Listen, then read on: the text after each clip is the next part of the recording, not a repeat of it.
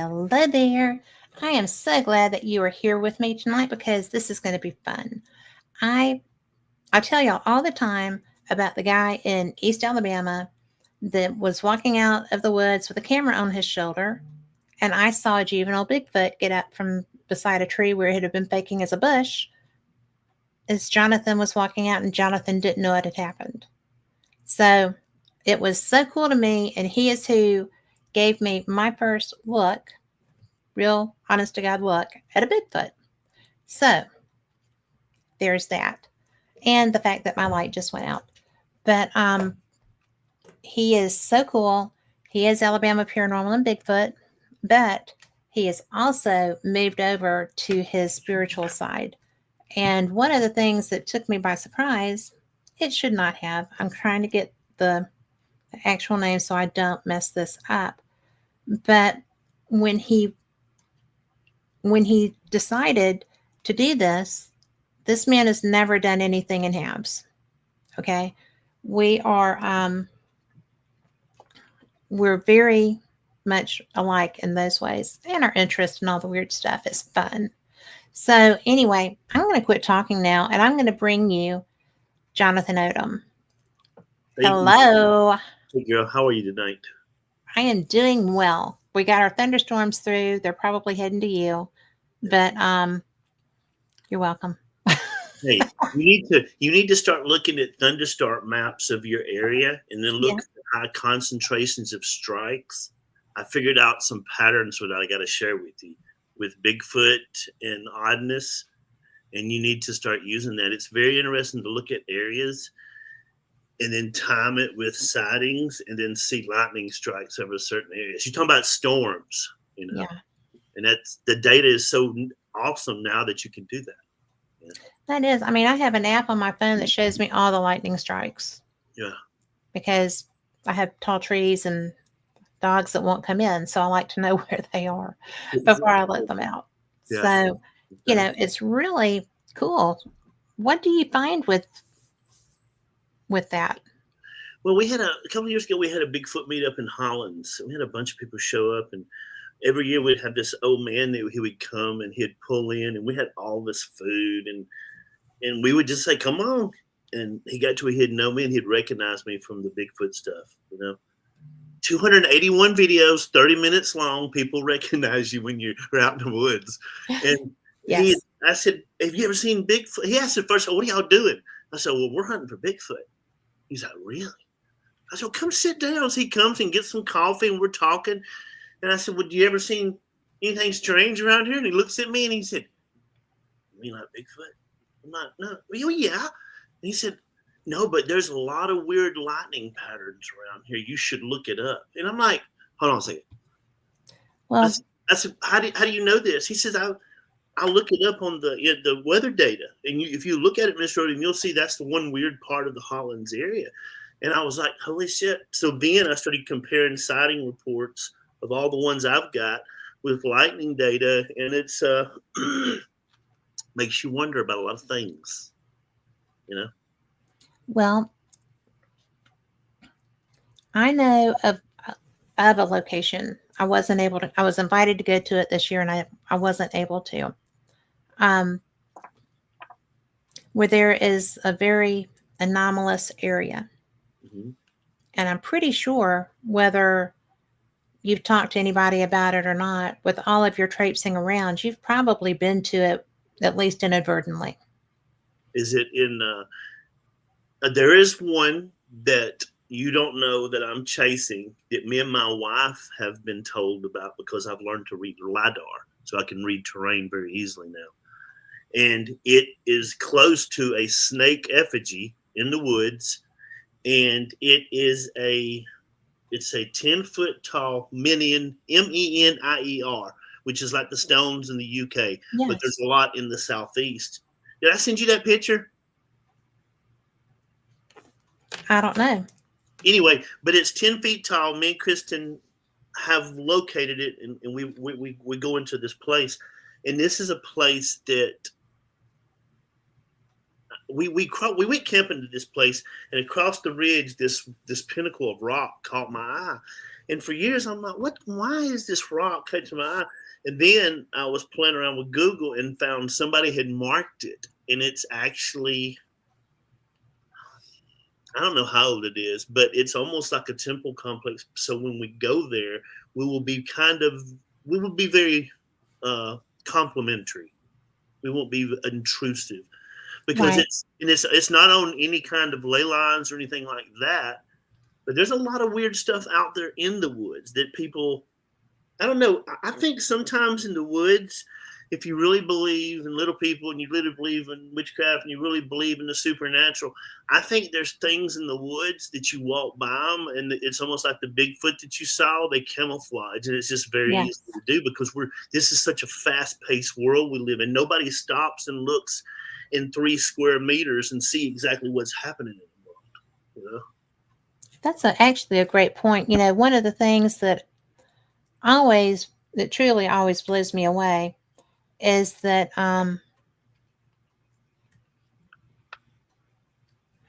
I do not choose to go hunt Bigfoot because I'm not that fast anymore. I broke my knee. Of And course. so I am not Sally Sunshine on the running.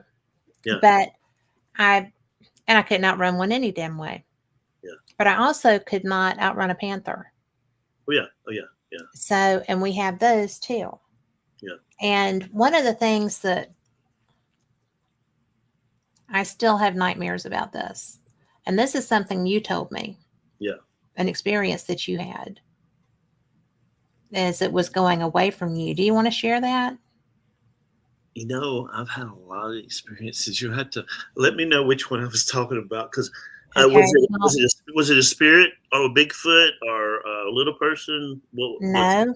In this particular case, you thought it was a cat, and I would agree with you because it was a we man go ahead. being taken away, screaming, "Help me! Help me!" Oh yes, that okay. I know what you're talking about now. Yeah. I I had some audio recordings on in Talladega National Forest on the road, and I'll talk about it because everybody knows about it now. Because Right. it's 5:29, and it was a recording of somebody out in the woods, and I don't know if it was a man or not, but I turned the footage over all the audio to the service because in that same area that year, I had found several torn campsites, and it sounded like it was, but and I don't think it was anything like a cougar or anything. I think it was just, you know, I that's do. that's exactly what I think it is. It's because one thing people need to realize is me and my wife, we still go camping. My son's camping tonight. We spend a lot of time in the woods. But in these last days, I have said for years that there's more things in the woods besides Bigfoot. Now, Yes. there are extra things in the woods Yes. now. And I think it's in time. I think it's the natural progression of things, and it's kind of like where I'm going into the field I'm going to now, helping people with unusual supernatural problems, and then helping people on the psychological side of life when they have a supernatural encounter. A lot of times when people have a supernatural encounter, it completely shakes up their world in so many ways. It And it's shapes up their almost, religion. I yeah, mean, yeah, it does. it And does. I'm finding there's a need for that. For some reason, the clergy are not getting it, so I'm very excited. That's why I wanted to tell you about what's happening. And it's weird. Anytime I go in the woods, me and Kristen and my son, we see stuff so much. It's like, oh, okay, because we are so open to Mhm. things now. You know. Well, now I'm going to have to ask you, Okay. do you carry shiny things to donate when you go into the woods? No, because I'm a very spiritual man called for a very spiritual purpose, and I've made this pact with a deity that I don't really do that. I have rules in my own life according to big stuff with Bigfoot and stuff and spirits that I've encountered in the woods. I don't open a barter system because I'm not there to trade. I'm there to watch and observe, and that's just me personally. Have I you ever? think people. I'm sorry. Right? Oh, go ahead. Well, I was just going to ask, have you ever had an experience with Faye? Yes, I mean, me and Bill Roser saw the little people Yeah. around Horse Creek Cemetery several times. I've heard the calling of the woods on 529 in the middle of the summer. Talked to a lot of people with a Cherokee that's told me, don't go toward that. Yes. And I think you had suggested a book years ago, Jot, about when the things disappear overseas in Ireland and people ask them back and the little people bring them back. It's a beautiful book. Well, I think it is too. Yeah. And when there's so many times when I went to, what is the name of that park here? Red Mountain Park. Yes. Yeah. And yeah, they've got a great little museum. It's basically urban. Yeah. With just this beautiful park in the center of it. Yeah. And we actually, when I was with my team here, Yeah. It was so bizarre because Wanda Reeves, do you remember her? Yes, I did. Her husband was a Cherokee, Yeah. Red Cherokee Nation chief. She was like, "Do you have any dimes with you?" And I said, "Probably. I mean, I've got a change thing in the Explorer, right?" Yeah. So she said, "You're going to want to get some of those and bring them with you." I said, "Okay." Yeah. So I did. And hey, Raymond and Lori. But it was so interesting because I set them down, but I would sit them under leaves. Yeah. Yeah. Or whatever, because I wanted to know, because nobody was going to see them, and there were going to be people walking in behind us because we were doing a public experience. So, yeah, it was interesting because none of them were there when we came out.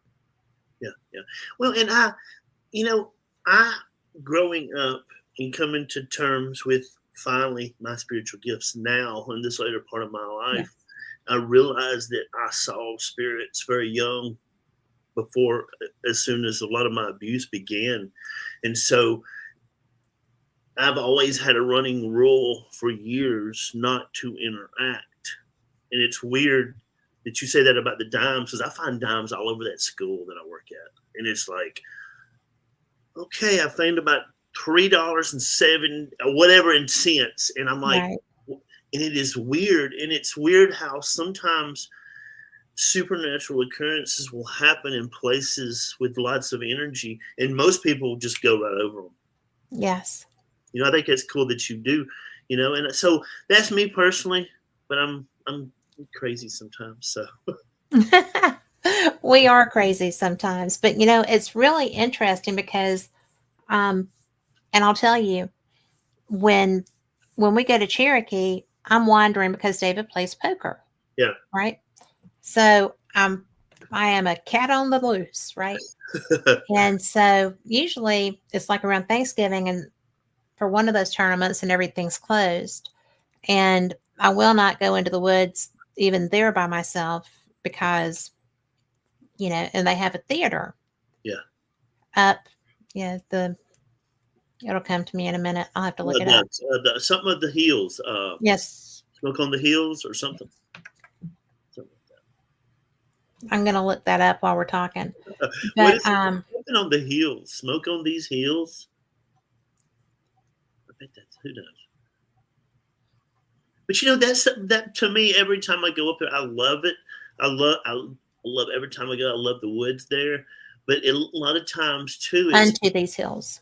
Yes, unto these hills. But a lot of times too, me and Kristen talk about this a lot. It's almost like a couple 100-year sadness.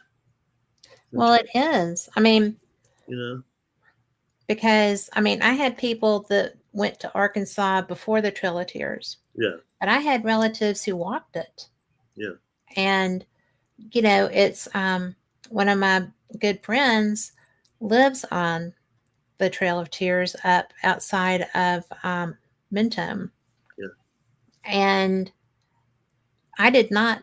I drove to her house one day from Birmingham, and her tree in her front yard has all this stuff growing in it.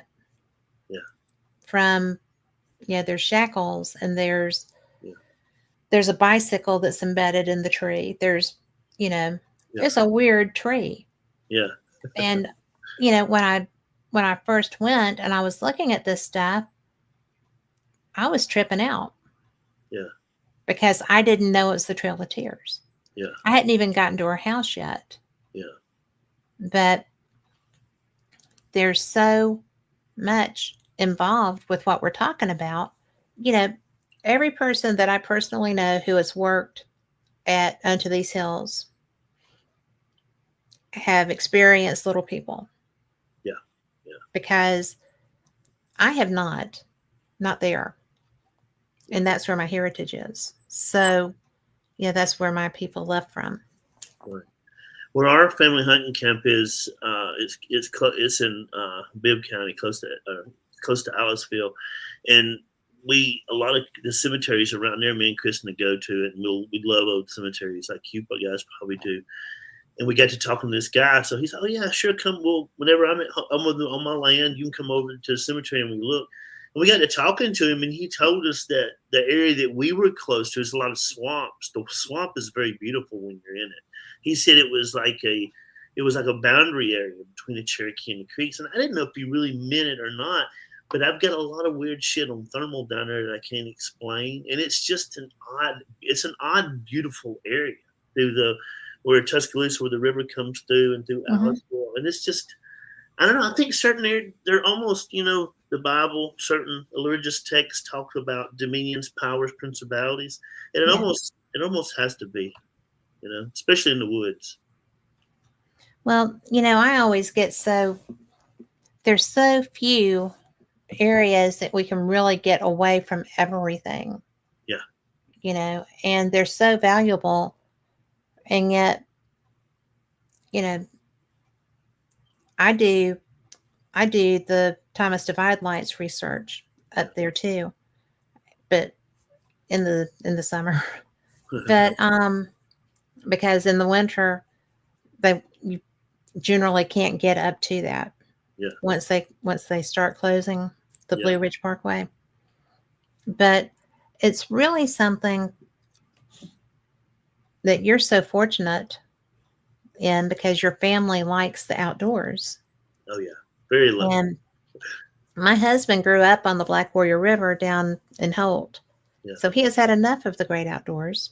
yeah, He's all about the great indoors and creature comforts and yeah, stuff like. Well, and he married, a passenger princess, so it's just kind of a. I'm not really, because I go on my own and I do great, but he exactly. considers me that, Yeah, and I'm just like, oh yeah, you just drive. I'll exactly. look. Did he have any Bigfoot experiences growing up on the Black Warrior River? He had to have something happen. Well, I'm sure that there was something, because he was hunting by himself way before he should have been. Yeah, And he doesn't do it anymore. He just did it then. And I don't know that he actively sought things to eat. He was just started with a BB gun, moved up to a rifle. But, you know, his sister was already in college by the time he got to school. yeah, So it was just him and his mom, and he'd just go off and do everything. yeah, And I'm sure he probably did. I've never, ever asked, because I feel like with what I do, and he knows what I do, obviously. I mean, I'm in here for 2 hours a night for yeah, 2 nights a week, right? absolutely. And he helps me with my research. He's really fascinated in some of the ancient alien theories, and he helps me if I'm trying to do a paranormal investigation where I need to triangulate microphones and stuff like that. He'll help with that. And but he doesn't go and investigate with me as a rule. He'll go to a battlefield with me somewhere, Yeah. but he doesn't. Does he ever pick up stuff? Yeah, he won't tell you much, Yeah. but And well, that's one of the most fascinating things of me choosing helpers instead of being a preacher is I can work with any kind of people. And yes, this is the cool part of the gift is coming upon people that are gifted that yeah, have been expunged from the church because they have natural gift given by God. And that's So and that's wrong. really fun to help people to launch. That's why I asked that question about it. So I was like, Well, oh, yeah, you know, and that is so tragic.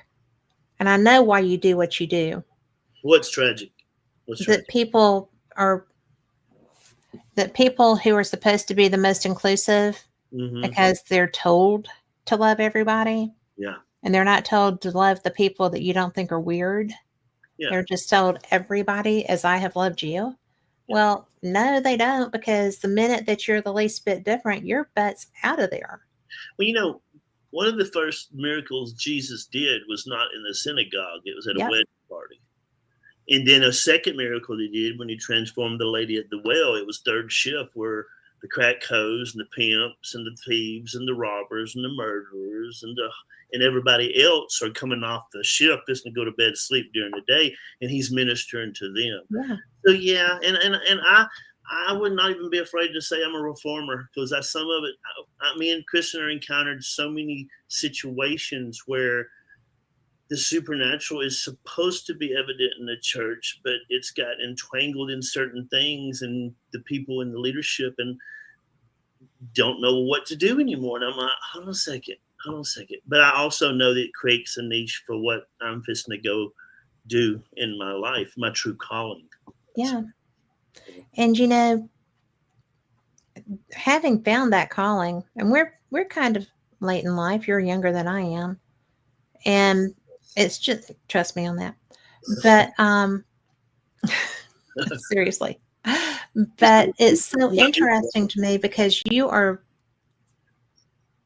you've been spiritual in your interaction with your loves, your family, and you're traipsing everywhere. And Yeah, you were the first Bigfoot person that I knew personally. yeah, And I watched your videos so much, and then we've talked yeah, before of course, yeah, and we're friends. And it's just really, it's so cool to me that you have taken the path that you're moving on now. Because, yeah, when you were talking to me about New Orleans, yeah. Oh, yeah, yeah. that was cool. It was cool as shit. The experience, you know. But you have to realize that the times that you met me before was when I was in my true monster form of a person that was making terrible decisions in his life, hurting everybody he knew. My father passed away. I didn't go to his funeral. There was a lot of reasons, just crazy stuff that I overcome, and I got to the point there that I hated myself, yet I knew I had run from the supernatural my whole life. And then once I submitted, it was almost like quantum speed. Yeah.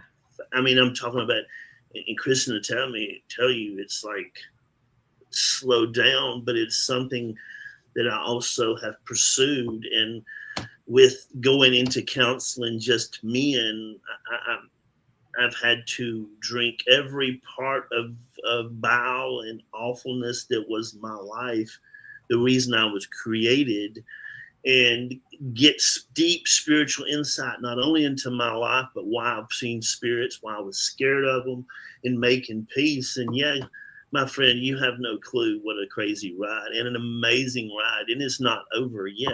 And that's the most beautiful Part thing. of this is just starting. Yeah. Oh, yeah. I Definitely. mean, Definitely. truly. Yeah.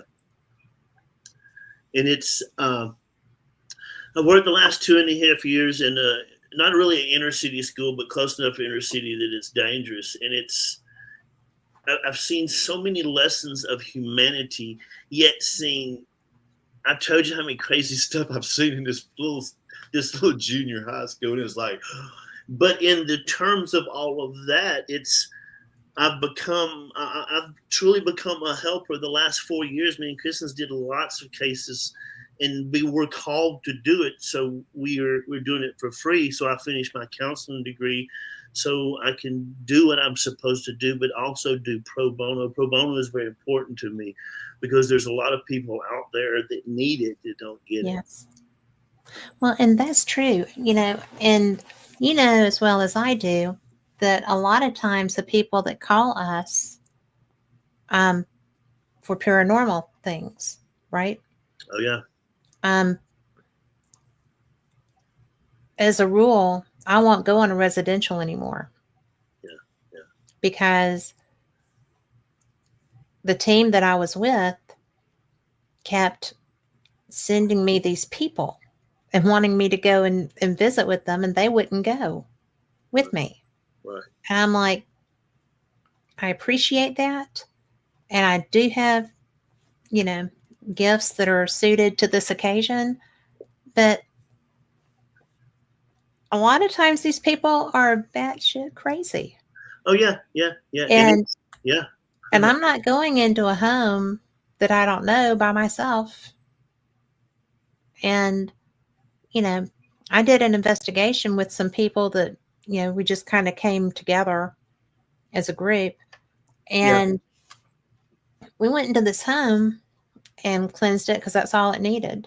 There wasn't anything nutty, nothing dangerous. I mean, it was just, it had some, wonky energy. So we cleansed it. Yeah. And I found out that a group of people also from this area, and some of them, went and did an exorcism on a 6-year-old little girl Yeah. in that house Yeah. because they told the people that there were demons there Yeah. after we had cleansed the home. Yeah. And I'm like, so we weren't dramatic enough. You needed to have Yeah. this. And, I'm sorry. If you're running around calling yourself an exorcist and you're not church trained, Oh yeah. you're not going to win. Yeah. I Well, mean, and kill, seek, and destroy is serious. yeah, and I get a lot of calls for a lot of things, and I want to say something. I want to preface it by saying that I have to be very humble with what I do because of course it will destroy you very easily. Yes, it will. And a lot of times, I just talk to a person maybe 15 minutes. That's usually all I need, and it's crazy. These paranormal investigators are like these big fat preachers that want to save the world, but they can't push back from the table. They And I can't know I'm save being very themselves. hard, and I know I'm being they're wannabe, but there's been 5 people, probably about 5 people in the last 2 years that have contacted me out of nowhere, and they're like, "We want to talk to you all the time," and I'm like, "Oh, what?" And then they would give me the calling card. This is what we, and I'm like, okay, whatever. But so yes, it's right. And so what I've did is this: I've learned to take my discernment on a super level and get it before. There's a case in Alabama. There's actually 4 cases in Alabama that keeps popping up with haunted gas stations, and a lot of times we'll call, we'll pray, and it'll stop, and it'll begin back up. And I think a lot of this stuff, I think a lot about spirits a lot because I drive through a neighborhood to get to my school, and I wonder, is this house haunted? Which house is this? And the SROs will tell me where murders happen, and I'll drive by them, and I don't know. Some of it's hard to predict. Some of it, I don't know, but there's a lot of crazies in it, a ton. Well, I just could not. I just could not hold with doing that to a child without having had analysis. Well, and it's absolutely that's where there. I have found out through 18 years of counseling and hard taking the supernatural that I have been with, combine it with with all kinds of degrees, getting more degrees, Right. and even then, when I'm handling something spiritual situation that is not a counseling situation, that's how people call us. That's how people get possessed. That's how people get oppressed. That's how people get haunted houses. But I think it's the general age we live in. It's an age of discovery. There's an age of enlightenment that is just beginning where we're at, especially like we talked about before with the age of discovery around the corner. There's all kinds of crazy stuff happening.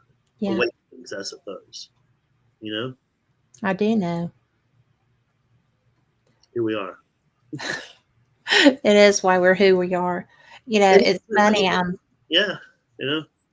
I was I was just guesting on a show the other day just to say happy birth. Thought it was just to say happy birthday to my friend, and wound up speaking and hearing from a lot of different people after that show, and because so many people were calling in and sending recordings and stuff, and I saw people come through that I hadn't seen in 10 years. Right, Yeah. most of them 5, but a few were 10 since I started doing shows and stuff. But it was so weird because you could see who looked different. Yeah. Okay.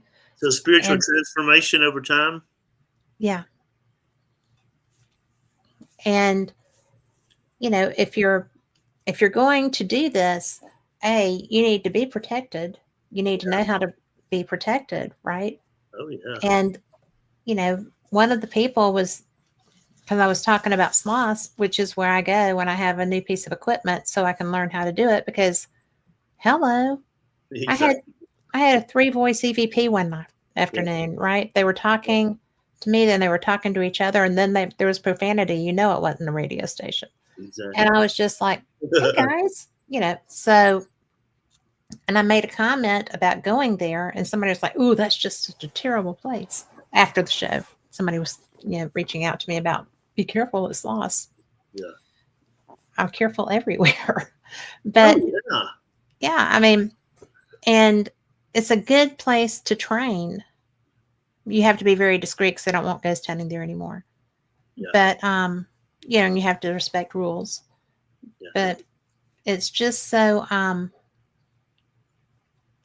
it's so weird to me that people will just run out and you know, I'm gonna go and challenge this spirit.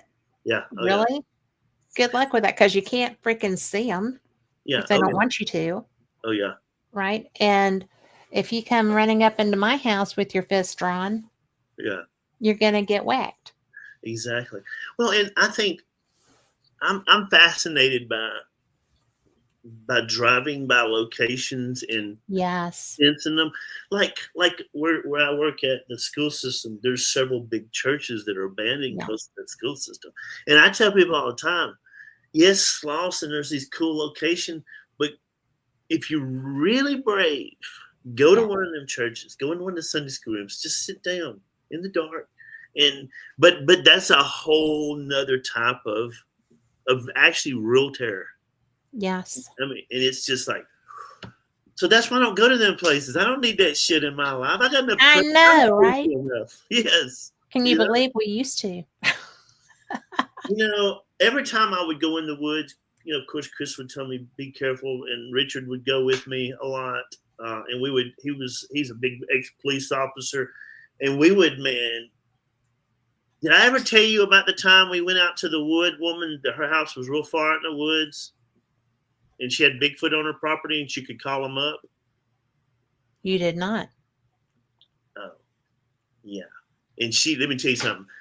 This person, if she was not a wood witch, she was a herb witch. If she was not a herb witch, she was a wood Garden witch. witch. Something. Yeah, we went to. Is it? Can I tell the story? Is it okay? Say that again. Can I tell the story about it?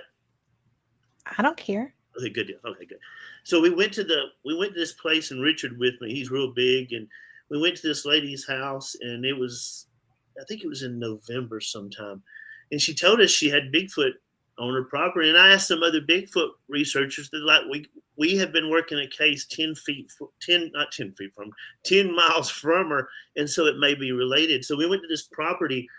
And we got there, and it was raining, and we had our gear on, had the thermal underneath, and we get there, and she says, well, me and my husband, we'll be down there in a minute. Let me give you the keys, and we'll come down there with you guys and hang out. So she said, before you go, let me call up the Bigfoot for you. And I was like, and Richard, I could see Richard in the dark. He was like, and I was like, okay. I said, well, it would be handy. We don't have to go traipsing down there. If you can get them come right up, we can go right down there and we can get them on thermal. And she says, well, hold on. And she says she did something. She said she whispered something, and you could hear a Bigfoot off in the distance, and then you could hear one over here, and then you heard one from the pine thicket. And me and Richard look at each other, and we're like, and she says, watch this. And she said something else, and the dog started barking around the neighborhood. And we're like, we're totally dialed in now. We're like, oh, and Richard's looking at me, and he kicks me, and I'm like, man, what's up with this? And he's like, and she says, well, I'm going to send y'all down there. I don't want y'all to be bothered by them. And she says, shut up. And all the dogs go quiet, and then the Bigfoot trails off. And we're like, leave me. And so we get the key, and Richard, we get in the truck, and I tell Richard, well, just walk side the truck, and I'll pull a bird. He said, no, I'm getting in the truck with you. So we got down there, and they had this beautiful property with a lake, and they would baptize people down there. And so we get down there, and so Miss I almost said her name. She pulled up with her husband, and they got out, and it's like a baptismal area, and we're talking. And Richard goes, Jonathon, and he turns, and he hands me the thermal, and there's a creature that's looking. He goes like this, and he comes, and then Richard's like falls to the ground with his head hurt, and we had to leave the property, but we had a great thermal. And once I got him off the property, that headache left. And he told me, he says, when I was while you were looking at the thermal, I looked at her, and there was a flash of light, and I couldn't see anything. And so we went back several times, got some good footage, but we just couldn't deal with the stuff that would try to come home, the stuff that was right. Yeah. She was very sweet, very, very sweet soul. There was just a connection with her in the woods. I don't know, and we didn't feel threatened. It was just, and he kept seeing that white light, and so was the light creating the headaches? I don't know. To this day, I don't know, because you can see on the thermals. I have so much thermal footage. You can see us sweeping around. There's the lady. There's her husband, and then he looks at me, and then he turns and looks, and he hands me and then I turn around and look, and then he's on the ground. Yeah, it was crazy, but that's terrible though. And it was but we went to a lot of different places, and that never repeated itself. And we worked all around that property because I could figure out that on the National Forest side, I can get within a mile of her property, and I knew that Bigfoot would cross that property to get to her property. So then I triangulated it and had it pretty much dead to rights. Well, don't you find it interesting? Because you've been in the woods enough to know this, and out when it was old 280. Going over Double Oak Mountain. I didn't get my battery from my Mac. Keep on talking. Sure, you do that. Okay. It's right here. I'm going to talk amongst ourselves. While he does that, I'm going to look at my light. There we go. Because we're up plugging in quickly. I am having a terrible time trying to light my light. Hey, will you show me where you plug your stuff in? There we go. Perfect. Play-Doh stuff? You got Play-Doh? There we go. I'm still trying to make my lights work. I figure while you're there we go. Is that better? I think that's better. Okay. I don't get no power. So I don't know why it went away. Did you just drop off? Look, it's not showing green as it comes out. It's not showing what? I'm almost my Mac. I've almost got it. I'm fine. So I'm getting it plugged in, so it'll show it's charging up. Okay. Okay, I am going to do this. Okay, I'm good now. Thank you, KK. Yeah. Okay, have that drink right there. Yeah. All right, we're back. I am. Yeah, I forgot to plug it in. I got so enthused about talking. I was having a little bit of trouble with.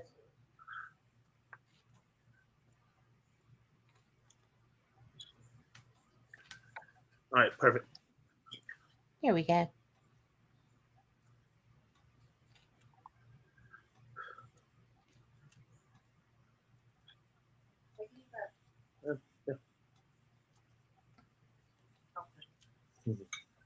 Back to it. Well, now I'm not hearing you. That's what I get for trying to do this. Give me a sec. Okay.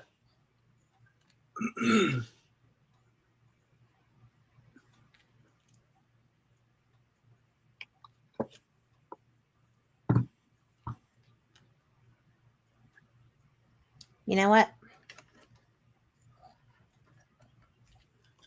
I don't know why I do all of this stuff, and I have problems sometimes.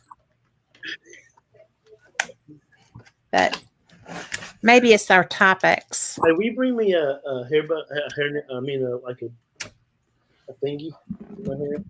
But You do have an alien behind you. that's what I'm going to do. Yes. We're back. You do have an alien behind you, so. I do. Don't you love him? I had a blue one. My husband makes sure that I always have an alien in my office. That's awesome. So it's my other one was blue. This is Al Leon. I told Kristen I want to go do that. I want to go to the Alien Inn, and I want her to see the desert. And I want. Oh my gosh! I went for the first time last year. Did you really? I did. I was such a tourist. I went on the They picked me up at my hotel, and it was just a nice drive. They had a nice little, and we got out there, and it's a beautiful drive. And you know, there's lush greenery on the way to it. It's beautiful. Oh yeah. So, but she has to get the little alien burger. Oh yeah. I mean, I want to see the desert. I want to just take her and see show. Well, if you do that tour, they take you out to a dry lake bed. See, that would be cool. In Grim Lake. There's nothing. It's like you're standing in the middle of, Logan Martin with no water. Yeah, that's awesome. It was cool. You got to go. Oh yeah. Well, and it's just, I don't know. Now the catch. I had just never been. Yeah, well, as much as I go to conferences and stuff out there, I had never been. Yeah. So I did go to the Crystal Hill where the Integratron is. That was cool. When Kristen wants to go to Sedona, and I went years ago, and she wants to go to Sedona too, and I want to go. Have you been to Sedona? I have. I actually got a crystal chakra alignment while I was there. Nice. So you have to give us pointers of where we need to go then. Well, I'm going to tell you, my husband does not get moved by spiritual things too often anymore, or not visibly. And we were sitting in one of the vortexes, is the Crystal Cathedral of the Cross.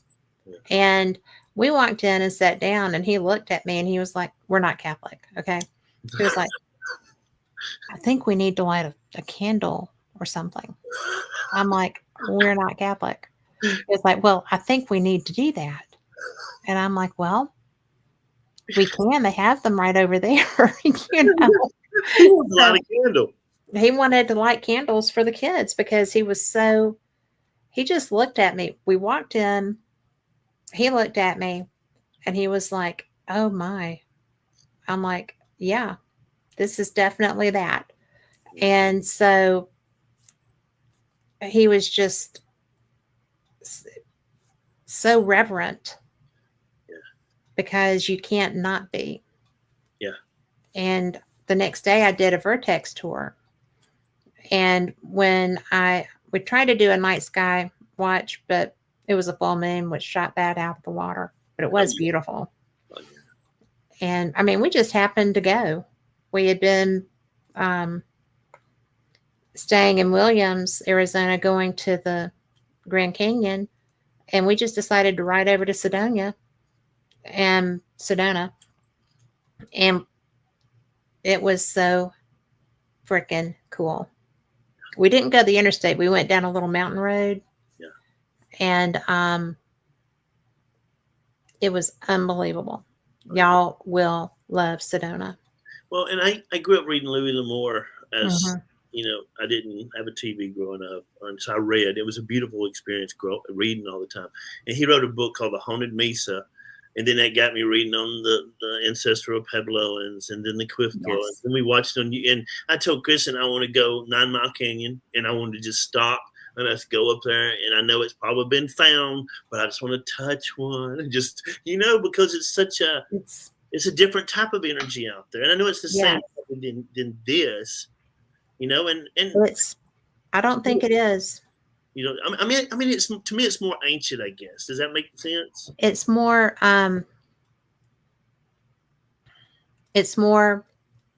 yeah, I just use this word, but it's true. It's reverent. Yes. I mean, just the ground is reverent. And they have all the little touristy, kitschy kind of things. Yes. Lots of turquoise, lots of dream catchers, stuff, very catering to their crowds. But if you are, even when you're in that little, and it's a teeny, teeny, tiny downtown area. Yeah. But, you can take a vortex tour. Yeah. I took a vortex tour. The woman that was doing my chakra cleansing, and this is how weird Sedona was.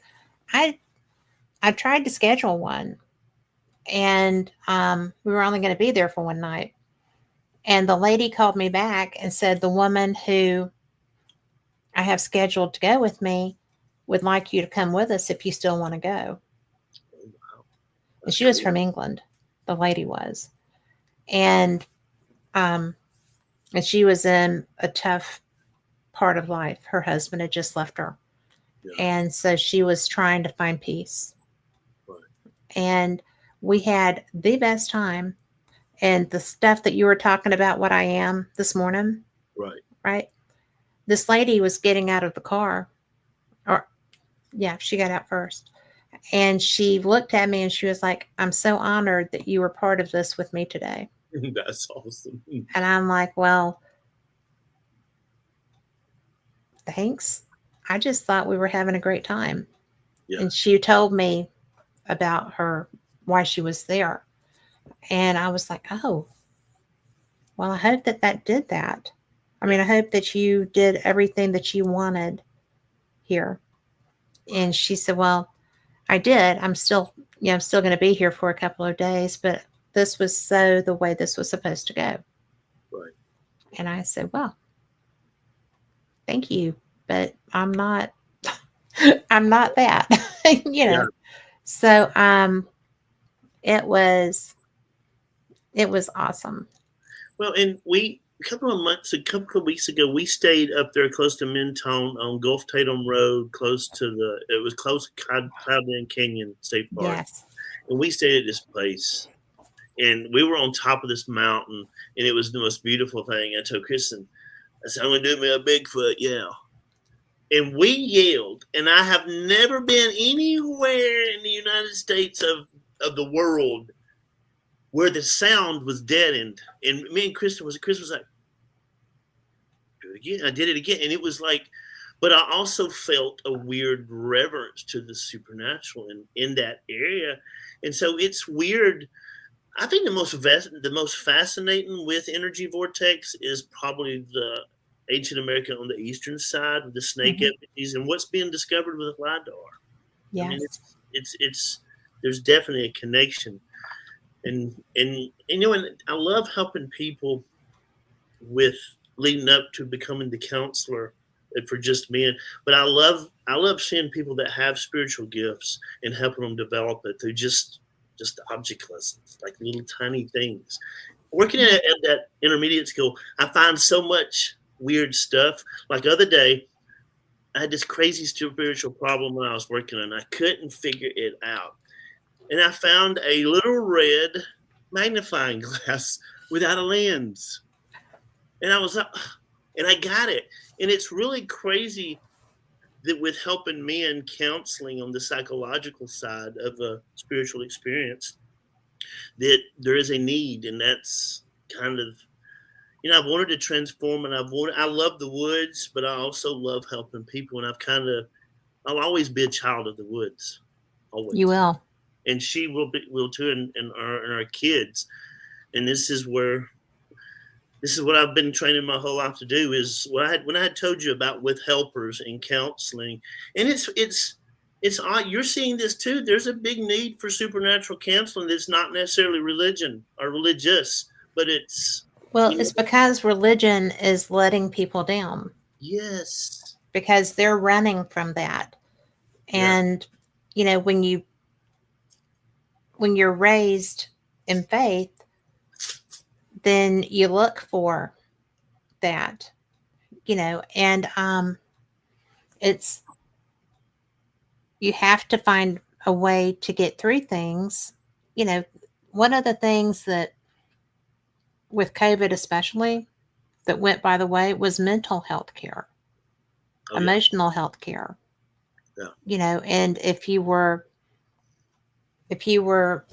an abused person, you were trapped with your abuser because you couldn't leave.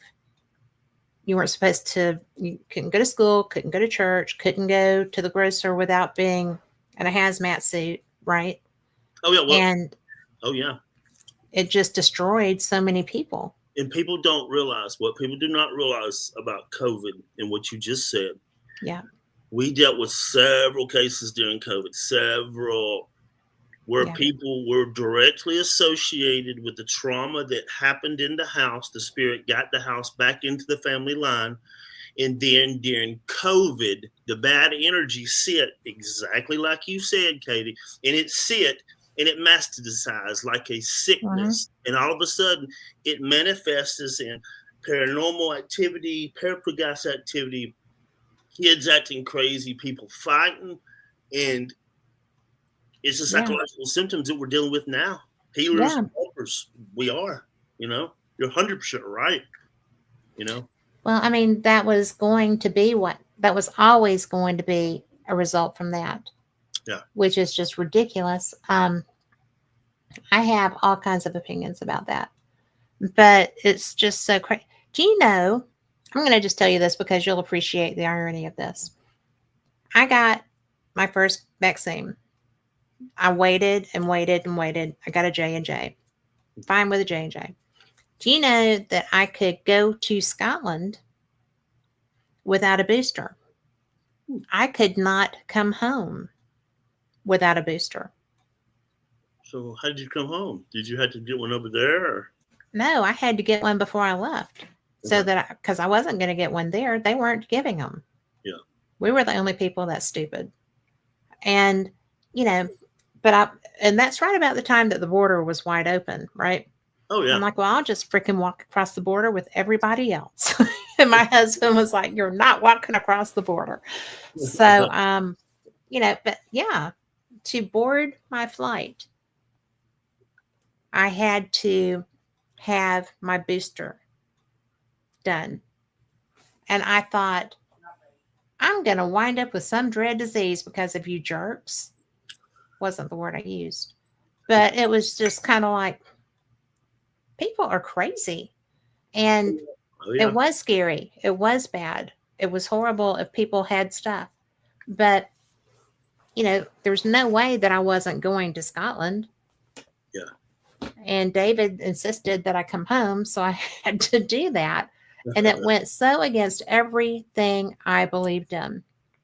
Everything I believed in. But I'm so glad that I held out for the J&Js because that Moderna stuff scared me. Yeah. That was some badass stuff. Yeah. Well, and I think one thing I try to do with coming to terms with my fears and helping me in my fears of the supernatural, my fears of coming to terms with is there are rules to it. And then we have these man-made fears that's put on us in this present age that, sometimes people are scared to death and they simply just need to unplug. Watch what people Yes. what you put in your mind, people. Go watch Andy Griffith. Huh? People just need to watch Andy Griffith. I mean, or Bewitched or something that's light and funny and down home. Read. I mean, we have so many books classics. around here. Read classics. Yes. I mean, But this is the world where, and it is an emerging consciousness and openness, and there's all kind of new ideas flying Yeah. around. And so it's exciting to be in this part of life. The cases that we dealt with COVID started the journey with what we did. Because one, a kid actually shot himself, blew the whole bottom part of his face off Oh because my gosh. a spirit told him to do it, and now he's thriving, completely changed his life, has a good light source in his life. And it's like, just don't open them doors, people, because they will. And it's crazy what we began before with a lot of the paranormal investigators. I have a lot of people call me in that field, and I counsel them, and I tell them, don't do this, this, and this. There's a very known podcaster that had he moved to North Carolina, and he had a lot of stuff appear in his property. And he was getting recruited by this organization. It was, it's been here forever. And he said, what do I need to do with this, man? I said, just put it back where it is. Just put a note on it, not interested. It'll go away. And it does. But there's this whole underside to, it's just like the clergy abuse. The clergy abuse is all over any religious facet that you have. It's in there. Yes. But what it's starting to happen now in this age of discovery and enlightenment, it's starting to come to the surface. And that's what me and Krista, we deal with that a lot, and it's not only, I don't believe it's a demon, Kate. I think it's human behavior masterized into a terrible thing, and the demon's nowhere near it, I would agree with that. And I would agree with that because we are our own worst enemy. We do to other people things that are just freaking astounding. Yeah. I mean, we are such a cruel species, and for no real intent or purpose. I mean, it's illogical, and yet we do it. But go ahead. Well, I was just going to say, you said that you were getting a lot of clergy cases, and that too is a sign of our times. Yeah. It's there, and I don't really know. I know that there's almost a time where there's the guys coming home from the 40s to 50s, 60s, 70s, and then 50s, 60s, 70s, and the counter-revolution and all of that happened. Yeah, there was a lot of darkness in humanity all over the place. And as a person that is immersed in the spiritual all the time, because I love what I do and I love helping people, it's really amazing to see things. I think to really do good spiritual work, you have to look at things over dispensation, 10-year periods sometimes to get the true meaning, because it changes so fast. I agree. And it's interesting helping these men where once you get to talking to men, and in this, especially men of this age, whether it's a man that's seen a Bigfoot or is having problems at work and just general coaching, there is such an object fear of the supernatural, but there's also a stupidity to the supernatural. And it's like you can't have one without the other. Yeah. It's the yin and the yang. Yep. Why do you think the fear is so strong of the paranormal, the supernatural? Okay. Let's do a spiritual experiment. Are you ready? Sure. If you take a video on Instagram, YouTube, and it's a terrible video of some terrible thing it's caught on video, I can't stand it. And if you take that video and you propagate it by 13,000 views, I believe that spirit grows each view. And that's why you have so much fear in the world. So social media. And video, being able to keep things going in perpetuity. Exactly, because we talked about this today. I'm finding out whether it's a generational curse in a family, whether it's a supernatural presence in a building, whether it's a haunted person, whether it's an oppressed person, whether it's a haunted flea market object, that a lot of it is energy. Yeah. And simple. I think it's all energy. It is. And Ripley and Kipling, all these guys that talk about all these things, And I'm finding a lot of time, a lot of the fear of the supernatural comes from object violence being propagated and Mm-hmm. people listening. Because if you don't believe it, sit and watch CNN for 24 hours, sit and watch Fox News for 24 hours, and you'll go batshit. You'll go bat crazy. You can You know? say it.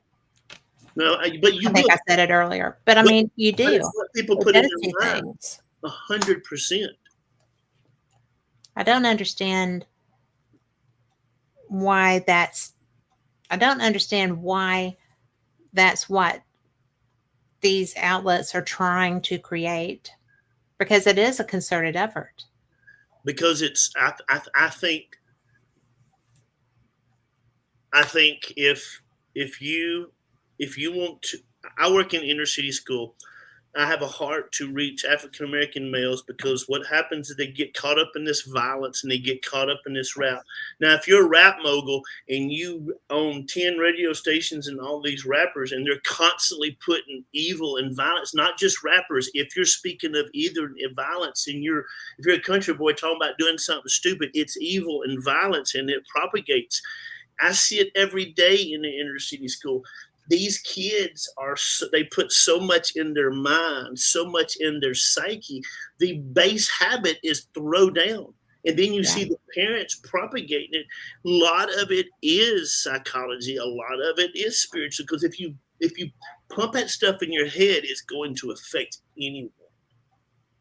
Well, and if you're not old enough to have discernment, then you're just going to eat it up. Yeah. I dealt with a child last year, 2 years in a row. And this child was born into extreme trauma that was even worse than what I went into. And over the years, he'd smack me and we would deal with him, and I instantly realized that what was happening with this child was something that had been put on him in a terrible event, but it will be attached to him the rest of the day. That's why I'm so called to help people that are really dealt with bad trauma, because I have come from that. And so I would talk to God about this child, and I would say, God, how can I help this child? And he would say, well, right now, if you were to free this child and he were to be free through the Bible and all the different texts, all kinds of texts, it's very plain that if you free something and you don't make sure it's clean, then it comes back. And so the supernatural told me, he said, you can't free him now because as an 8-year-old child, an extreme traumatic, he is nowhere near where he psychologically needs to be. So years later, we've come to the place now where it may be able to deal with. But some trauma, especially supernatural trauma, when it's very bad, it's maybe 10% savage in them. And I think that's what I'm called, because I've had to deal with it and all. And it's crazy because one bad trauma case creates a lot of bound humans, whether it's a demonic spirit or it's a human spirit. It's I'm always gonna. Sometimes they're not that different. Yeah, and it's I, people say, what scares you in the woods says Bigfoot. Nothing scared me. It's just spirits scare me in the woods, but what scares me most about a lot of the spirit work that I'm doing with the helpers and with counseling men, what is terrifying me the most isn't the scary monster. It's not the booger.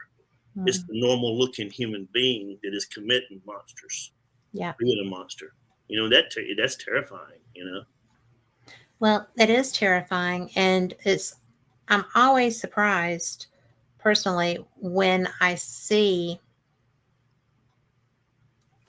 humans who are monsters who are just freaking allowed to do that. I mean, I'm talking children in an environment that there's no escape from. No one helps them because, you know, to me that's horrid. Yeah. And, that's what I was talking about when we were talking about COVID. Yeah. Because abusers and killers and just sadists had locked down victims. Oh yeah. And I think that's where a lot of this angst and this anger and everything that we're seeing as a society now is springing from. Well, and I think too, I think I have this big library of the occult, and I probably shouldn't have the library that I have, but I read a lot of it, and a lot of it I discern, and I come over. Some of it I don't. But what I'm starting to realize is that there is a lot of occult activity going on by people. For instance, I can tell you places in the woods right now that I know they do stupid stuff because there's always stupid stuff happening because they leave things wide open. Right. You don't close it back. But I don't know. And I think there's also a big misconception, huge, just the biggest misconception there is that you can control it. That is a huge misconception. And we both know people who have suffered because they were arrogant enough to think that they were more powerful than the supernatural. Yeah. We're not. Yeah, and me and my wife, we train our mind, we train our body, and we train our soul. Because growing up with my dad's ministry, the stuff that I saw, that the spirit realm, if it does not attack the mind, it will go after the body. If it don't attack the body, it goes after the mind, and it will find an opening if it is a niche. Yeah. And this stuff, a lot of this stuff is not really being taught in churches. It's more prosperity doctrine and other crazy stuff like that. It's not being taught, and now's the time because I'm fascinated. I got through reading that book about what happens when there's disclosure. And it's like, I'm going to sit back and get my popcorn out, and I'm going to watch. That is a topic that I love because I love ufology. Okay. I was in California at a conference, getting on a plane to come home that morning when they had the congressional hearings. Okay. And I'm sitting there. I just saw, flipping through my Apple as I'm getting ready and, checking my flight and stuff. And I saw a headline that were like congressional hearings, UAP are real. And I'm like, I cannot leave. I've got all the minds who know everything, who've been researching this stuff for 30 years, some of them. I cannot leave today, And I had an early flight. And it was the day that, at the end of the conference when everybody's doing their workshops and stuff. And I'm like, and they're not coming out for 3 hours. Oh my God. Yeah. Well, I've spent the last probably 2 years reading all of Dr. Mack's stuff with John Mack's cool. You need to just tell me just to stop. It's just like, I'm not going to tell you to stop. This is my jam. Okay. This is my jam. Okay. Because listen, I can remember as a kid, while dealing with all of my supernatural, there was a guy that came through and he preached for my dad, and he was named Leroy Broadhead. And this was a preacher that was wild. He had tent revivals. He had real crazy power. And he come and Daddy said, I got this guy from Louisiana, Jonathon. And he said, guess what? And I was like, what? And he said, he saw a UFO in the Louisiana swamp, and he's a preacher. I was like, oh my Lord, you got me now. So I remember he come and he didn't, his wife didn't come, so he stayed at the house, and he told me, he said, God made the UFOs. I've never told anybody this story, by the way. I'm so glad you're telling me. I love this stuff. He said God made the UFOs. And then at the end, before he got done revival, he sit down on Sunday dinner and he told just the story. He was traipsing through he was a Louisiana guy, and he said he drove his boat around this bend and got somewhere and came around the corner, and he said there was a UFO right above and he said, and this was a man of God. This was somebody I would consider a true man of God. He said, my boat stopped, and he said, I looked back and I looked at it and I said, if this is you, Lord Jesus, I need this boat to start. And the boat cranked up, and he drove toward it, and he said, wing, and he would use, I remember he used that sound, and years later, he got killed in a car wreck, and I never got to see him. I've looked for footage of this man, and and so that instantly, because I was about 4 or 5, I was reading in very good, and I instantly bugged Daddy and Mom, take me to the library, and I started just devouring. And then I would lay, when we were in the country, I would lay in the back of Daddy's pickup, and apparently they would let me. And I would just look for UFOs for hours. But a lot of people didn't realize the horror to the story I was getting away from abuse too. That's okay. So and then I talked to my uncle's 5 years ahead of me, love him dearly.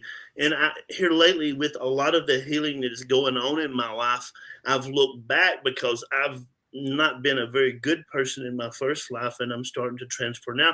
And I asked him one day, I said, was I always like this? He says, yeah, she was always weird. he said, when you were little, you would stare at things, and he gave me a picture, and Krista gets tickled at it. I was like 2 years old, and I come out with my finger like that.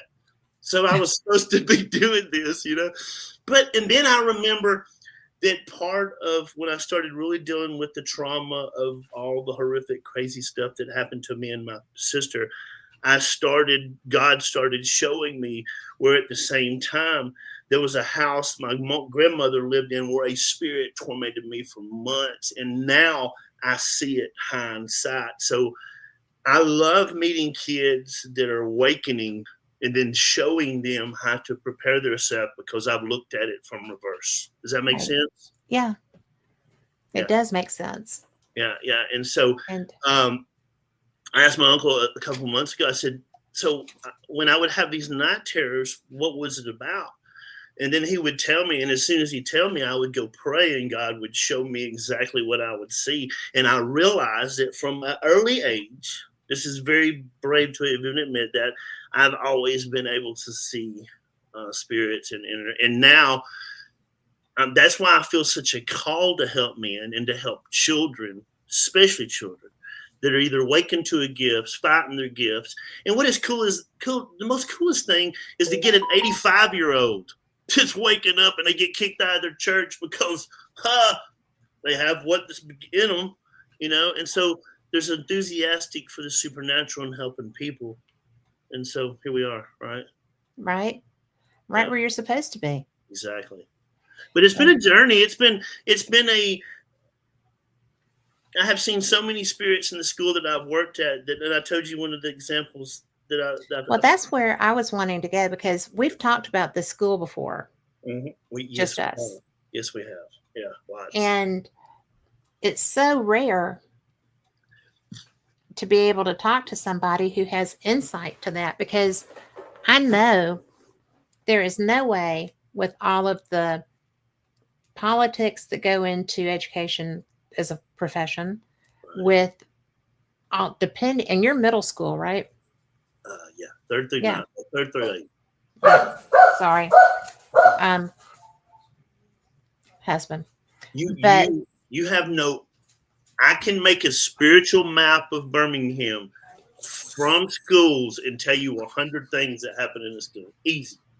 Because I built up a network, because we pray over these schools. We're trying to push the tide back a little bit in what we're doing. So I talked to a lady a couple of weeks ago that was one of the deep inner city schools, and she says, Mr. Odom, I'm here, you doing this work? And I said, yes, what kind of encounters are you having? And she's like, well, let me tell you. And I'm like, okay, hold on a second. But I'm realizing, yes, because you have to realize, Kate, that a lot of these, when I'm seeing trauma in kids' eyes that I saw overseas, something's wrong. Yes. And these trauma comes to school, and a lot of times we're loving them at the school. And why I am called to be a helper. I awoke in this school to see that there is a supernatural need to help these children, because a lot of these children go right back to abuse. Yes, they do. And it's horrific. It's horrific. And that energy comes, and there's energy in that school that ain't nice. There's energy at school that constantly does this because it knows who I am. There's energy at school that'll go by me, and I'm like, oh, that's that one I saw the other day. And every time I'll ask God, what am I seeing? And he tells me a simple, crazy fact that I hate. Just observe. And I'm like, I want to, but that would be my biggest thing. Yeah, but I'm starting to get glimpses, my warrior kicks in those situations because I survived that, right? Oh yeah. And survivors, we want to save them all. Yeah. They can't all be saved. Yeah. And Yeah. that's, to me, that's the worst. Well, and that's my Kristen, my beautiful wife, and And my she therapist. is. Yes, she is, and my my beautiful wife, and she has seen this from a standpoint, like I said this morning, of spirituality, but not religion. Mm-hmm. So she's been a major yin of my yang. Yes. But what is cool is the therapist I have, he's also, sometimes they have to tag to me because I'm stupid. Not even. I mean, but you understand that But you're I'm not learning normal, things. but I'm not normal. You know. Well, if you were, I'd be so disappointed. Yes, but and it's so, and she brings this spirituality to me that I saw spirituality that was a Christian hiding sins, and it's been such a, and you're right, it is a protector. It's hard to realize that I can't, and so they have a right to be worried because I will have to get to the point where I'm very disciplined and I push away. Yeah. Like you warned me this morning, you warned me about the same thing, and I'm heeding people and listen because as much as I want to eat, sleep, and breathe it, and I do, I had to be a human too. Well, you have to be all of the things that you are. Yes, and continue to Because, work on me too. well, sure, because that's what integrates you within yourself. Yeah. Because every component of your life, Kristen, your son, your love for the outdoors, your, family, your studies, being in the school environment and seeing all of the angst and the dismay that can be there. There's also joy. It's just tough to get past the dark sometimes to get to that. And especially at that age, because the hormones are very difficult when you're not in a fight or die, Yeah. fight or flee. Yeah. And if you don't have a way to flee and you're not going to win a fight, you've got some really serious issues because you're walking around with terror on top of everything else. Yeah. I Because sit in the you won't lunchroom. make it out. I sit in the lunchroom and I watch 400 or 500 kids eat. I watch the grades go through me. We'll sit there with SRO. And if you were to look at everybody and mute it and read faces, Mm-hmm. Yeah. it terrified the crap out of you. And this, I saw a kid today, man, that's how I watched him. And he was sitting there and he was off his meds and he would go. And then he would get back control and then he would do. And I knew exactly what I was seeing.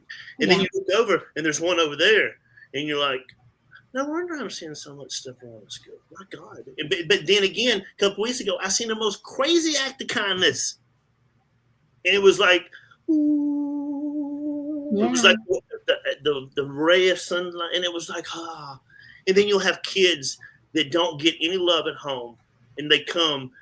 Like when I was going through some of the darkest times of my life with a lot of crazy stuff, coming through, trying to become what I'm supposed to be, there was this one kid. I've been at the crossing line, and I'd be like, I don't got time for hugs, man. And he would come and hug me, and it was just like, it was basically being healed, I think. It was being healed. Yeah, it's been, and so I told you the theory about our high school, right? Right. Okay, can I give it to you right quick, the theory? I would like you to let everybody know it. Spiritual theory here. Okay. Years ago, around in Jefferson County, there was a state-run asylum that was for the extremely bad of us, the extremely mentally challenged, the people that could not help themselves. They had bound for years, so this property was shut down a couple of years ago because there was so many abuse allegations they had to criminally prosecute like 60 people, and they shut it down. So, as wise as people are, they demolished it. And if you look on LiDAR, you can see a lot of the pods because it was built in the prison style of the 80s where it was pods. And y'all Yeah. remember how that was happening. Yeah. And geniuses have built a high school on this place. And once I started looking through newspaper, because I'm a genealogist at heart, I love history, and started to see, and now I work in this school system, and I talk with other people on other properties where extreme violence happens every day. Yeah. And there's a spiritual connection.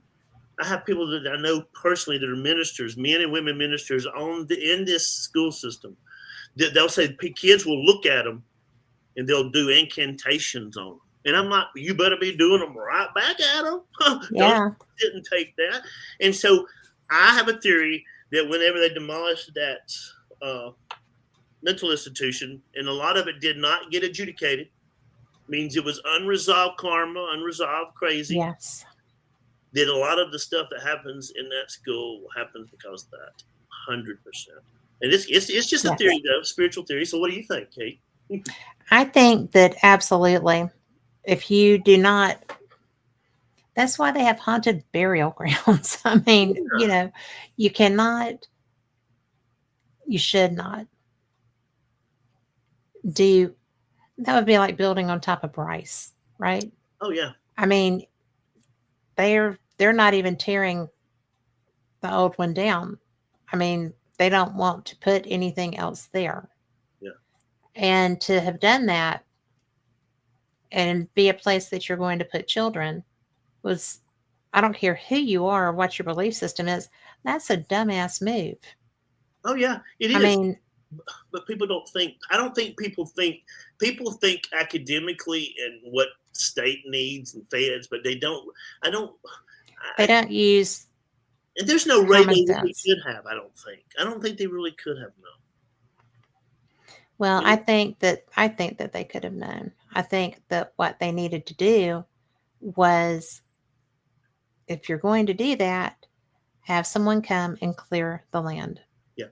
And so, like you had asked, we had talked about the stuff in the other school system in Birmingham. I mean, there's the extreme violence in Birmingham right now among the children in a lot of these schools. I mean,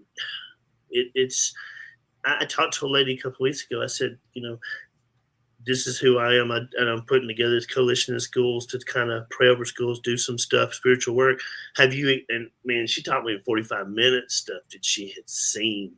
I mean, and I'm like, and these are little old beautiful ladies in the hood that are 80 pounds, and they doing spiritual work, and people don't have a clue they are.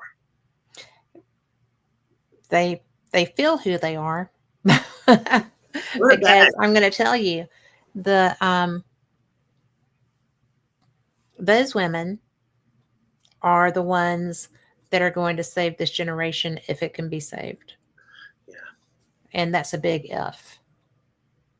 And, people thought that the 60s and 70s were transitional. They were, but not in the way not to release negativity. Oh, yeah. They were trying to find themselves, trying to understand who they were. There's a lot of spirituality in that period. And now, like you said, some of these children have never been loved. They don't understand. They don't have a safe place other than at school. But then when they're at school, it's not really safe, because if they're not in a group that's going to help protect them and they're on their own, they're going to be targets too. Oh, yeah. And, they can say there's not gangs all they want to. Yeah, there are. Yeah. And it's in every school. It doesn't have to be Crips and Bloods. It can be, Delta Zeta and Alpha Sigma Tau. It's sororities, whatever. I think I think in certain school where it's extreme violence, there's a lot of fights, there's a lot of assaults. I think it does leave a spiritual input in the school that Yeah, it it does. really becomes, especially with trauma. That's why a lot of people I've dealt with men, and I'm starting to deal with, especially with men in counseling with helpers, is men that are going into the woods with Bigfoot or doing this right here or whatever spiritual work and being wide open for trauma, not realizing that the first Yeah. thing that spirit's going to attack is that trauma is going to activate the crowd, and so the schools, yeah, that's a fascinating subject with How do energy. you how do you help those people that are trying to be warriors that are getting sandbagged? I just I have a friend it's a beautiful friend of mine. He's in his 40s. He does a lot of work through his church now. He's doing it through the school, and he's fixing to get to the point where he's going to start helping me, and I want him to start helping in the Spanish community with a lot of the outreach. A lot of this stuff, I don't know. I don't know if it's meant to be won. Well, there have to be victories here and there. Of course, of I course, of mean, course. But because there's so many there's so many potential victims in these environments. And not just physical, spiritual, because if you don't have a safe place to go oh yeah, anywhere, then you're never going to have time to heal. One of the things when David and I were talking one day, and because we were married, got divorced, and remarried, yeah, and so we were talking one afternoon, and he was like, "You have to realize I am not moving. I am here, yeah, and you're safe."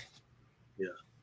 And you know, there's a reason I love that man. So, but and it was like, we're on the same team. Yeah. We will always be on the same team. And if he hadn't have gone to the effort to recognize the need for it, to have that conversation, Yeah, then would we have made it, 30 years? right.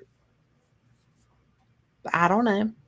Yeah, We were married when I was a kid, right, and got divorced, and then like 15 years later there we were again, and we remarried. right. And it's just one of those things you have to have, and these children have to have a spiritually and physically safe place in order to be able to come out on the other side, right? Oh yeah. Well, I mean, there's several kids. When I brought up Hayden, I never said his name, but it's not his real name, so he's fine. When I brought up him, the supernatural told me, he says, you will see him years later, and if it's meant to be, it will happen, and you'll be the one. And I firmly believe that. Matter of fact, we have this beautiful administrator that's leaving and going to a school where he's at, and she said, "Hey, guess who's at my school?" And I'm like, "Well, it's at school." And she said this name, and I was like, "Oh." And so you have to have hope, number one, and that's what me and Kristen try to do. That's what I'm trying to do with helpers, especially with men in suicide. We talked about that this morning. Yeah. It's it's a it is a it's a battlefield medic full of blood. I mean, what you do with your supernatural. It's I think sometimes with going into the profession of counseling, the supernatural has told me all along this last part of my life, reject 9 and save the 1. Well, because that one is the one who hasn't given up but is about to. Yeah. And oftentimes, if you think you read the supernatural, if you know the supernatural, if you're sure of the supernatural, if you work in the supernatural, you'll realize that things happen for a reason. Always. That's the hardest part. And even as a preacher's kid, a preacher's kid who begged God, I don't want to be a preacher. And he said, well, how about a helper? And I thought, I can do that the rest of my life. And then all by default, 4 years ago, meeting and then being a part of so many people's lives in the supernatural. It's a transforming. It is a true calling. I'm not scared to death. I'm scared I won't reach enough. Yeah, You know, and I it's just do know. you know And, I just have to say, I think that what you're doing with helpers, you know, counseling men, because men don't really have places to be vulnerable, that's right. and yet they wouldn't be so quick to fight, you know, the negative spirits that affect them because of their association, their home environment, their basic lives. If they step out of line with this group, they're going to be killed. Yeah, If they step out of line with this group, they're going to be kicked out of their home and they're still kids. yeah, Or they're going to be abused worse in the home than by any gang. yeah. You know, it's a terrible time to be an inner city youth. Oh yeah, and it's what's heartbreaking is when you have a youth that's 9 years old and he Yeah. comes in and he's got 4 or 5 brothers and he's like, "Hey, I can't take them to the elementary school. Can they come in?" Oh hell yeah, they can come in. Yes. Do they need a breakfast? Let's go steal them a breakfast. The country lunchroom lady's being an idiot. Let me get you a breakfast. But it's like, these kids. When you see the trauma in the kids that you see overseas, you know that they're it's heartbreaking, a lot of the stuff that is seen, because you can see as a light worker that it propagates and propagates and propagates, and then there's one that breaks it, and that is the most, especially with these young men. These men are oftentimes the men of the house. These young men are. And Yeah. that's hard to be the man of the house, and mama may be working 3 jobs because that's how she's making you eat. We have a young man that every once in a while he's a frequent flyer. He gets in trouble. We'll poo-poo him and send him back. He's just being a kid. He helps me in the lunchroom. And he don't miss nothing. And I'm like, man, why you clean so good? He said, Mr. Odom, if my mama comes home at 11:30 and 2 jobs, and if something's not done around here, she'll get me up. But these kids they're half sapping their hair. We had an instance 2 weeks ago. A little girl comes to school, totally mute, will not talk, didn't talk for 3 days. News came out. There was a murder directly related to her, and it was like, what are we doing for these kids? Because what happens, the way I learned what happened with me with trauma and supernatural trauma that's bound to a person not by their choice, is that when there is fear and trauma in a lot of these kids stay up watching YouTube and putting stuff in their head. All it takes is for a spirit to just materialize so very easily because they've ripened the environment. That's why they fight at the drop of a hat. I will tell you, I'm starting a new project on YouTube. And it is called this. It's called Helpers, of course, but it's going to be young men's stories. 15 minutes. Tell me about. And I'm finding out a lot of these beautiful African American teenagers and men they don't want to rap. They just want to talk. Yeah, they do. Just talk. Yeah.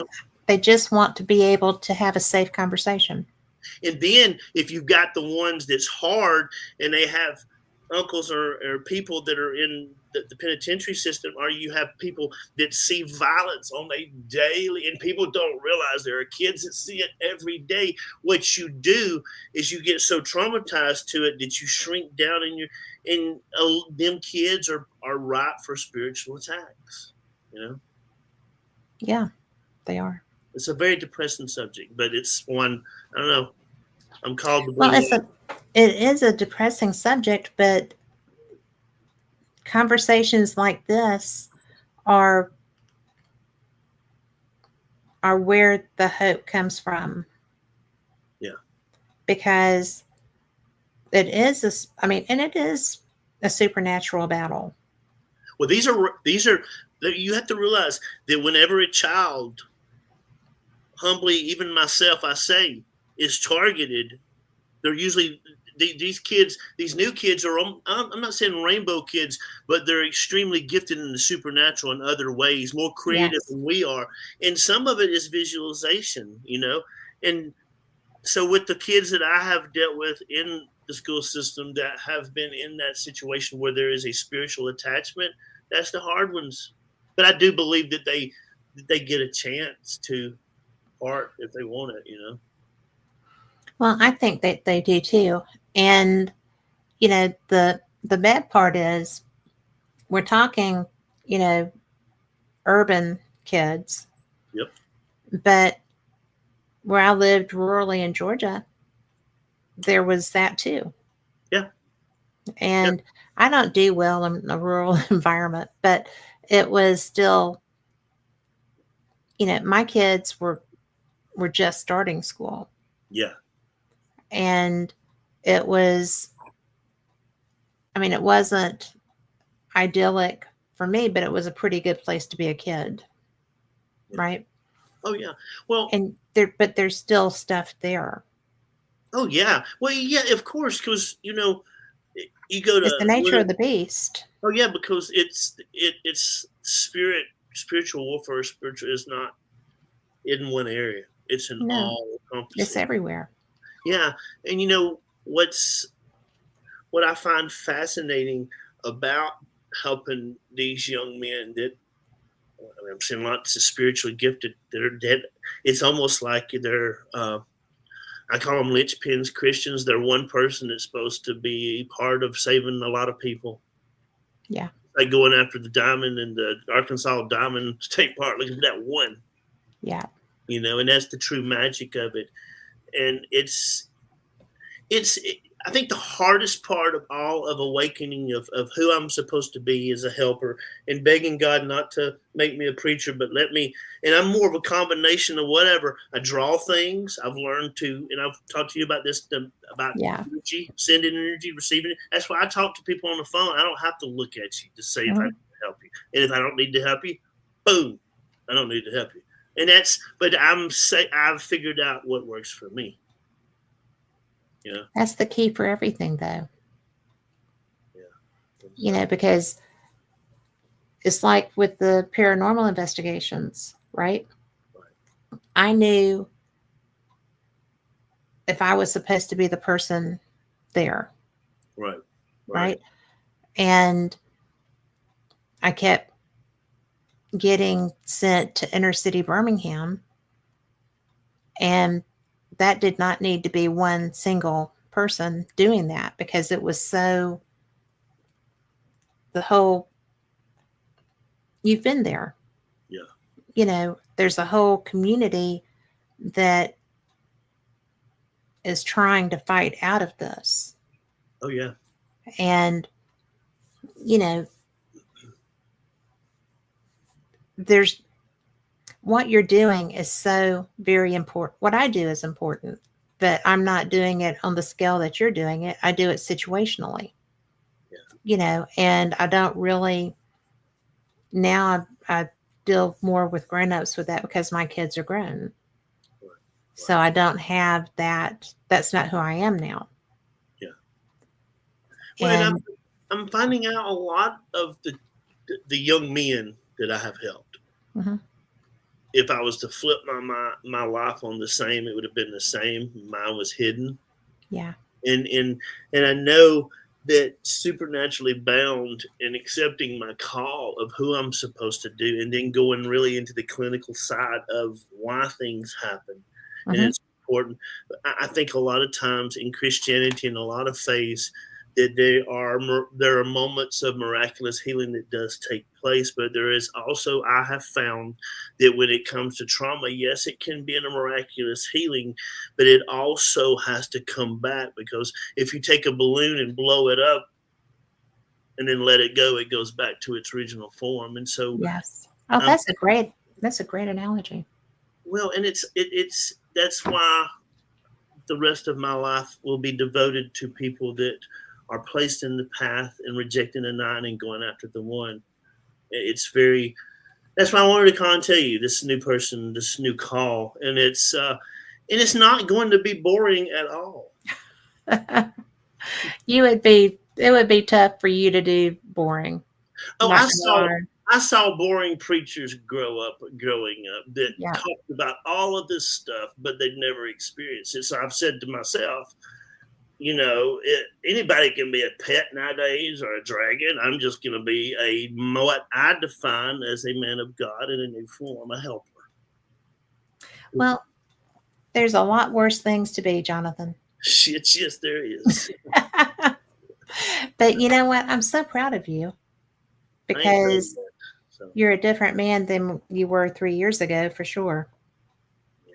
Oh, and you know what else I did during that 3 years? I'm afraid to ask. What else did you do? I played with Moldavite. Oh, what a terrible experience that was. It hurt me. Oh, it hurt me. I don't even know what that is. It's Kate. Moldavite? It's a mineral. It's a mineral that's used. Is it like a meteorite? But it's a mineral that comes from space that you have to be very careful with because a lot of it will ignite dark energy in you that you don't realize is there. Well, I don't want that. Well, no, never mess with it. It will hurt you and so yeah, it was very fun. I did all kind of. One thing I do with my spirituality when I'm helping people is I will take a bunch of mud on a big white wall and I'll chunk it on there and I'll ask them 1,000 questions. And if I get a bite in a certain area, that's how it works for me. But I've figured it out for me. But right. I can also, we talked about energy. I love object lessons with energy. I don't have to pray for you. I'll just send an object to you. Yeah. And then the flea market stuff that I told you this morning, stuff would come home that had attachments from the flea market. It was like, crap. You should check before you take it home, Jonathan. But there's one in we go to one in Fultondale, and every time we go by this booth, the stuff will cackle, stuff will fall off. And I found in this booth, it was this weird face. It was like a rubber doll, and it was a face. And of course, I was drawn right to it. Right to it. And I was like, and Chris is like, no. She was immediately, no. I was like, no. And so I walked by it, and there's this little freaking carousel that just starts playing. And I was like, oh, it's going to be one of them kind of days. But to me, it's fun because I know my energy is upsetting things when I'm walking by. That's freaking hilarious. It's true. Did you take the carousel home? No, I didn't take it home. I'm crazy enough. I don't need any extra business going around on here. No, I got enough. That's so funny. That's true. Very true. Ask her. She'll tell you. Yeah. Well, I already knew you were crazy. That's one of the reasons I like you so much. Exactly. Here I am. But here I am in this new part of my life. And it is really a beautiful culmination of a lifetime of hell. And Kristen has changed my life. The supernatural has changed. I actually just quit running and accepted my gift. If you were to look at my life as a Pentecostal kid growing up and look back, there's all of these totems that have been totally smashed to hell in bits. And everything that I thought I knew, but now I'm getting more to the point of my spiritual knowledge than my human knowledge. And it is the most grandest adventure you've ever. I mean, it's life-changing, and it obviously is life-changing. Yeah. Well,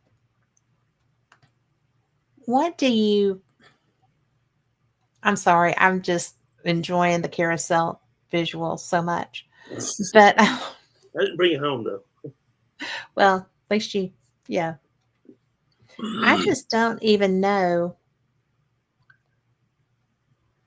This is a side of you that until we started talking again recently, I would never have bet on showing up. Yeah, I'm a miracle. Yeah, I'm a miracle. You are a miracle. And you're so open.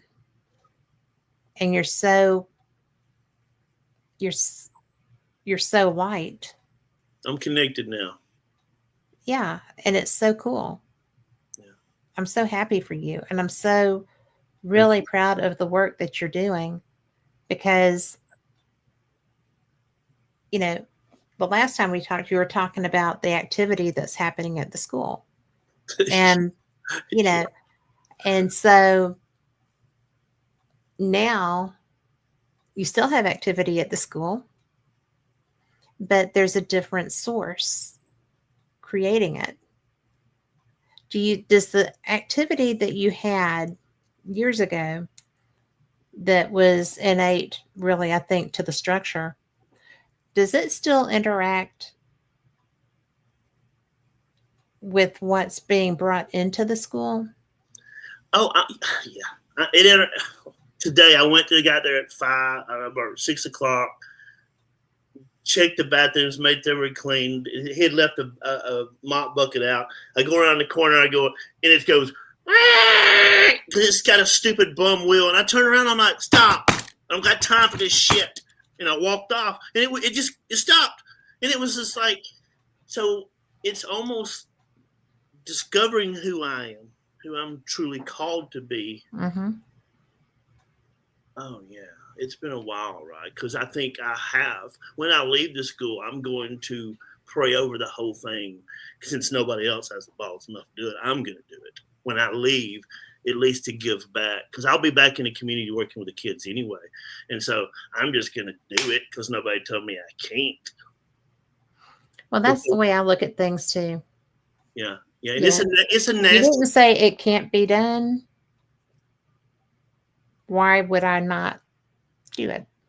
Well, Sometimes even if they say that, because I am kind of a rebel when it comes to clearing a space and kind of shielding people. Well, I look at it from my old days. And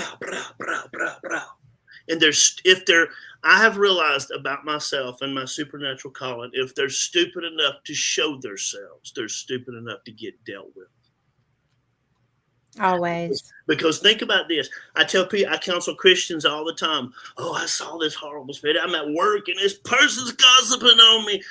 You just saw a spirit in operation, gossip. So why are you so surprised? Most people I'm finding out with dealing with people, especially coming to terms with their gifts, especially coming to terms with their supernatural, their magic, whatever it is most people just ignore 99% of the signs. Like I was talking to you today, 3 birds went over. What does that mean? It may not mean anything, but you're looking for the signs. You're expecting.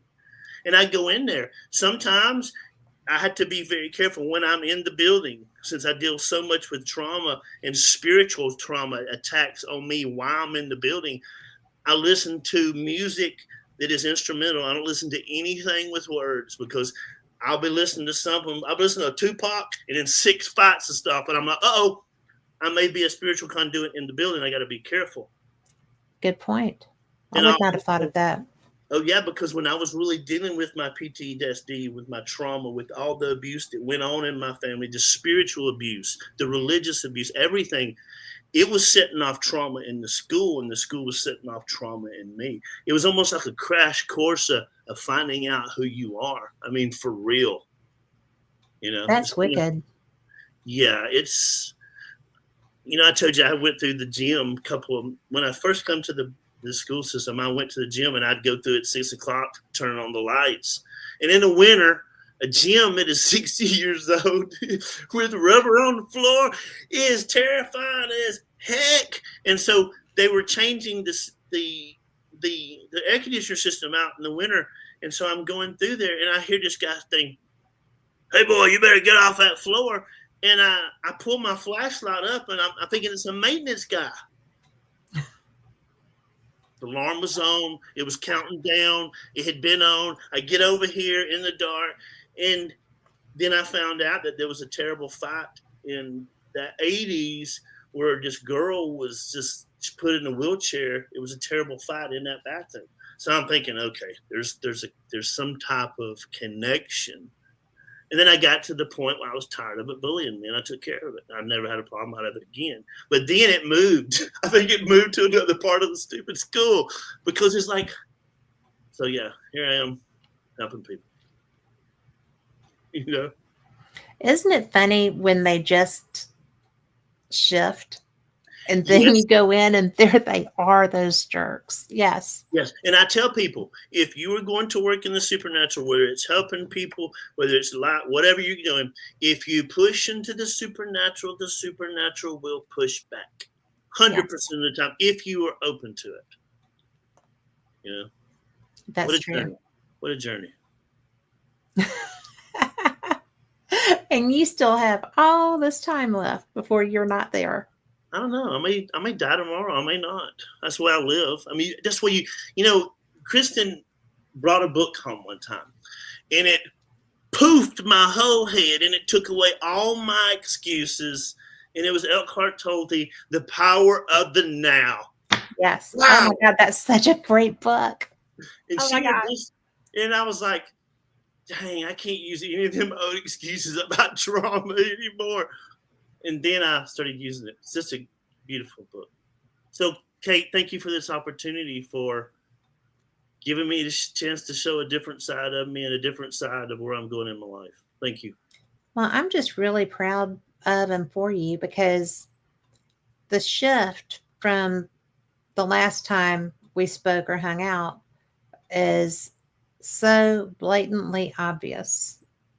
And I didn't think that you weren't wonderful before, but I think that what you're doing with this new system is just amazing.